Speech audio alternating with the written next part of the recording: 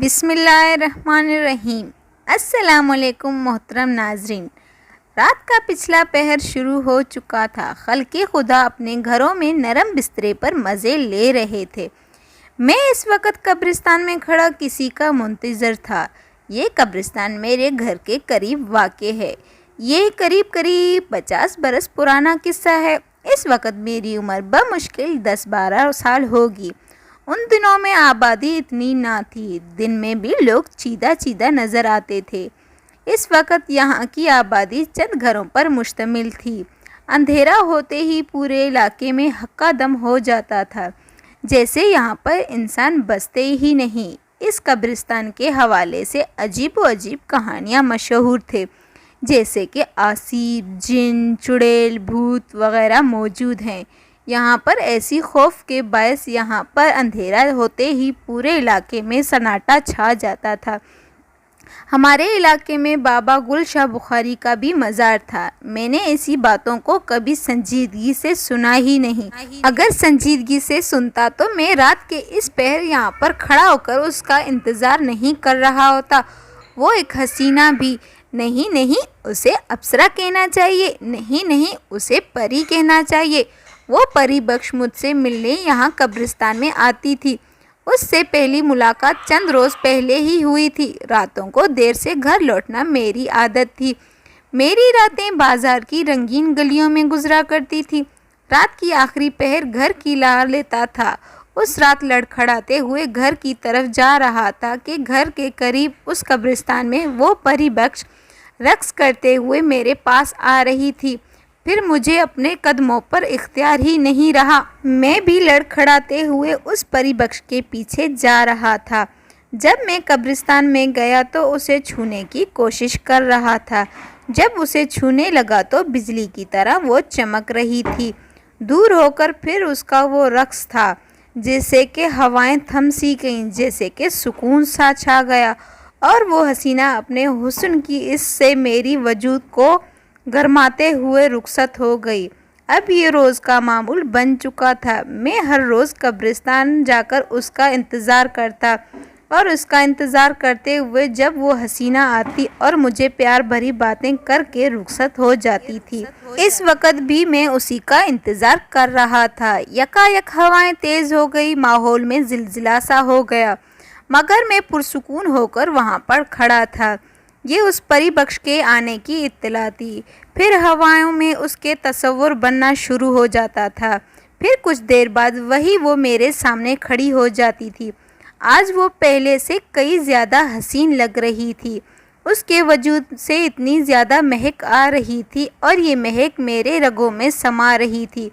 اس کی ہونٹیں کافی زیادہ پیاری تھی، اور وہ مجھے قاتل نظروں سے دیکھ رہی تھی۔ شاید تم میرے پیچھے پیچھے آ جاؤ، تم کسی چیز سے مت گھبرانا۔ وہ تو ایک طرف چلنے لگی، اور میں کسی معمول کی طرح اس کے پیچھے آہستہ جا رہا تھا۔ دور ایک روشنی نظر آ رہی تھی۔ میں نے اس روشنی کو دیکھا تو دل میں سوچا کہ یہ حسینہ مجھے کہاں لے کر جا رہی ہے۔ یہ کیسا سفر تھا کہ ختم ہونے کا نام ہی نہیں لے رہا۔ چلتے چلتے ہم اس روشنی کے قریب پہنچے۔ جب قریب پہنچے تو دیکھا وہ تو ایک آگ تھی۔ اس آگ کے پیچھے کافی ساری حسینائیں بیٹھی ہوئی تھی۔ اس کے قریب پہنچتے ہی حسینہ نے میرا ہاتھ پکڑا اور دائرے کے گرد چلی گئی۔ سوچنے کی یہ بات ہے کہ آگ نے ہمارا کچھ نہیں بگاڑا۔ دل میں کافی زیادہ گھبراہٹ ہو رہی تھی کہ میں نے دل میں سوچ رہا تھا، یہ حسینہ یہاں پر سارے حسیناؤں کے ساتھ کیوں رقص کر رہی ہے۔ دیکھتے ہی دیکھتے ایک حسینہ ایک تھالی میں بوتل اور گلاس لے کر آ رہی ہے۔ حسینہ بولی، لو یہ پی لو، دماغ پر زیادہ زور مت ڈالو۔ میں نے بوتل اٹھائی اور ایک ہی سانس میں پوری بوتل خالی کر دی۔ ابھی بوتل رکھا ہی نہیں کہ حسینہ دوسری بوتل لا کر میرے ہاتھ میں تھما دی۔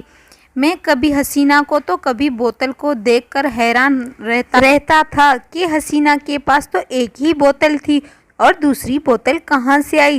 سوچ ہی رہا تھا کہ حسینہ کی دل دلاتی ہوئی آواز آئی، کیا سوچ رہے ہو؟ میں نے ہڑبڑاتے ہوئے کہا، کچھ بھی تو نہیں، شاید آؤ ہم دونوں بھی رقص کرتے ہیں۔ کیوں نہ ہم دونوں آج مل کر رقص کرتے ہیں، حسینہ نے پرانداز آواز میں کہا۔ آؤ آج ہم دونوں ہمیشہ کے لیے ایک ہو جاتے ہیں، میں نے گھبراہٹ پر قابو پاتے ہوئے کہا۔ وہ کیسے؟ اب کچھ ہی دیر میں تمہارے پورے جسم کا خون پی جاؤں گی۔ حسینہ کی یہ بات سن کر میرے تو ہوش اڑ گئے۔ نہیں، تم یہ کیا کرو گے؟ تم تو میرے اچھے دوست ہو نا۔ آؤ تم میرے قریب آؤ، اور میں چاہتی ہوں کہ میں تمہارا پورا خون پی جاؤں۔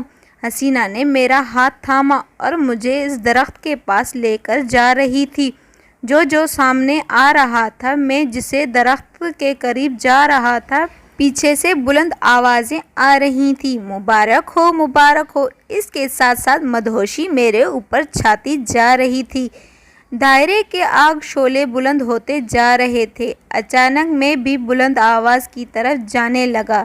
جب میں نے زمین کی طرف دیکھا تو حسینہ آسمان کی طرف اڑ کر آگ کے شعلے ختم ہوتے ہی حسینہ آ کر زمین پر گری، اور دیکھتے ہی دیکھتے وہاں پر سارا منظر اوجھل ہو گیا۔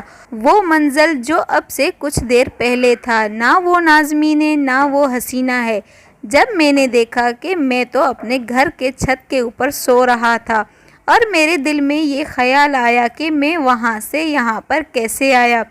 پھر دل ہی دل میں سوچ رہا تھا کہ اچانک میرے ہاتھ میں ایک نرم ہاتھ آیا، اس نے مجھے بچا لیا۔ جب میں نے اللہ سے دعا مانگی اور مجھے پتہ چلا کہ وہاں پر ایک بزرگ آیا، بوڑھا، اسی نے مجھے اس بری دنیا سے بچا لیا۔ تو محترم ناظرین، اگر آپ لوگوں کو ویڈیو پسند آئی ہو تو ویڈیو کو لائک اور چینل کو سبسکرائب کر دیں۔ آج کے لیے اتنا ہی کافی ہے۔ اللہ حافظ۔